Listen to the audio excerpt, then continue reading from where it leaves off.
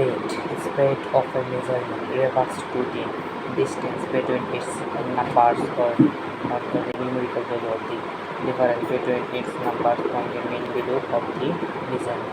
That is how much smaller or larger its number are than the median value of the number is called spread of a measurement refers to the distance between its number or the numerical value of the difference between its number from the mean value of the measurement. That is how much smaller or larger its number are than the median value of the number is called spread.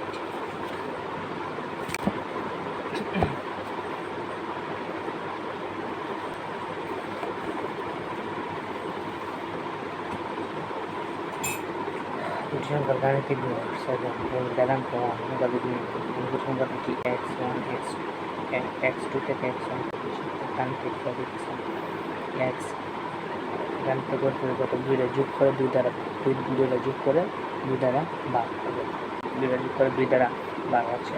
এটাই call কত গাণিতিক বিভাগ 7। তো 7 হচ্ছে 7 দোকানে কত 14 গুণ করে দিলে x1 + x2 কত x1 + x2 কত 14।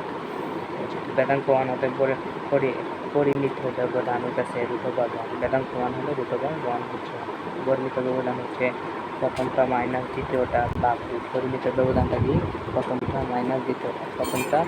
মাইনাস দ্বিতীয়টা ভাগ 2।